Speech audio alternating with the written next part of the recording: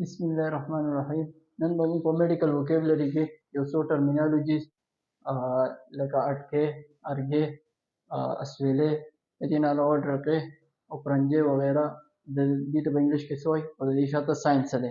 اول نمبر دی ډکار نه. ډکار نه ته په انګلیش کې ویل کېږي برپینګ یا دې ته بیلچینګ هم ویل کېږي.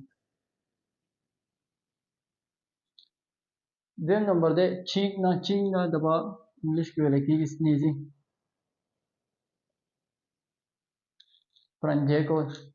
تھرډ نمبر دی ہچکی، موږ د پښتو کې اټکې وایو او دې ته په انګلیش کې ویل کېږي هیکپس. فورث نمبر دی خراټے مارنا، په خوب کې چې یو نیم کس خراټ کوي هغې ته ویل کېږي، دې ته په انګلیش کې ویل کېږي سنورینګ. نمبر دی جمائی لینا. جمائی لینا ارګې کول، ارګي ته په انګلیش کې ویل کېږي یانینګ. او لاست نمبر دی احبرنا، اسویلې کول، دې ته په انګلیش کې سای ویل کېږي. اوس به موږ سرسري دا ډسکس کړو چې دې شاته ساینس څه دی. نو برپینګ یا بیلچینګ ډکې هله راځي چې کله انسان خوراک زر زر وکړي یا خوراک کې خبرې وکړي یا کاربونیټډ ډرینکس وڅښي لکه کوکا کولا، پیپسي دا نور کاربونیټډ ډرینکس. د دې د وجې په معده کې هوا جمع شي او دغه هوا چې بهر ته وځي نو خاص اواز پیدا کېږي، دغه اواز ته څه ویل کېږي؟ برپینګ، ډکار نه. دویم نمبر دی سنیزینګ. نو سنیزینګ چې دی چې کله دا خوراک د ساه په نالۍ په وانډ پایپ باندې لاړ شي، د ایسافیګس په دې باندې په څه باندې لاړ شي؟ په دې وانډ پایپ باندې ریسپایریټري سټرکچر دی. او د دې نه علاوه یا بل څه پولن ډسټ یا نور څه پارټیکل دي هغه په دې ساه باندې نالۍ لاړ شي نو دا بهر ته په فورسفل ایکسپیل آوټ کول، دې د وجې سره چې سنیزینګ راځي دې ته موږ څه وایو؟ پرنجی.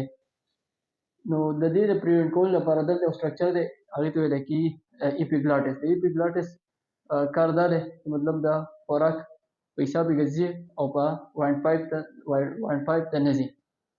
نو کله ناکله چې انسان خبرې کوي اوبه وڅښي یا په تادې کې څښي نو خلک وایي اوبه مې د وچې غاړې شوې، نو هغه دغه وجه چې دا اوبه د ساه په دې نالۍ لاړې شي.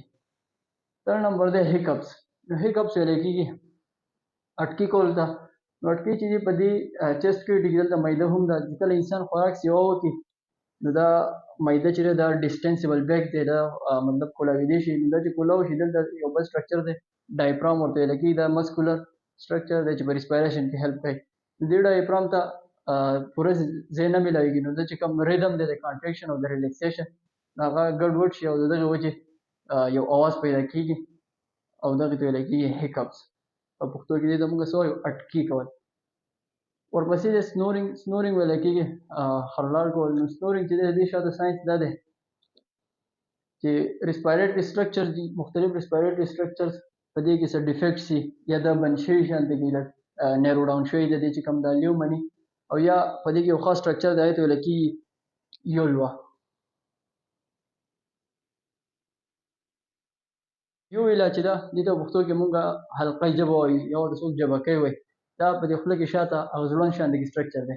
په یو نیم کس کې دې سایز سیوایي نو کله چې دا هوا داسې دنده کېږي نو دا دغه یولوا سره ټچ کېږي او دغه وایبریشن د وجې اواز پیدا کېږي، دغه ته څه ویلی کېږي؟ سنورینګ. یا مطلب داسې هم ویلی کېږي چې مطلب انسان کله په ملا باندې ویده شي بر اسمان طرف ته یې مخې نو دغې وجې هم سنورینګ راځي. نو دا دغه ریسپایریټري کوم مسل چې دی یا دا سټرکچر دی په دې باندې فورس لګي او دا دغې د وجې د هوا په دې کې ټربولنټ شي نو دې د وجې مختلف قسمه دغه ساوندز پیدا کېږي. ورپسې د یانینګ. نو د یانینګ په باره کې مختلف تیریز دي. یو تیری پکې دا هم ده چې باډۍ ته سیوا اکسیجن ضرورت دی او سیوا کاربن ډای اکسایډ بهر ویستل د وجې دا یانینګ کېږي.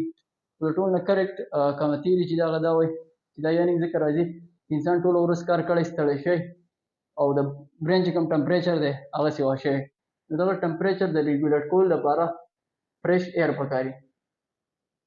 ټمپریچر ریګولیشن لپاره څه پکاري؟ فرش ایر. نو دغه وجې یو ډیپ انهلیشن پکار دی، دغې ته څه ویلی کېږي؟ یانینګ. او لاست نمبر دی سای، احبرنا، اسویلې کول. نو دا هم د باډي د ریلیکسیشن لپاره او د انزایټي ډیساپوینټمنټ یا د تکاوټ نه د خلاصي لپاره یو ډیپ بریتینګ دی، دې ته څه ویلی کېږي؟ سای، احبرنا.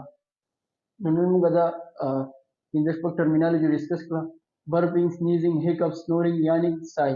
دې د پښتو کې سوای او په انګلیش کې او په اردو کې. دا ټول تاسو سره ما شیر کړ.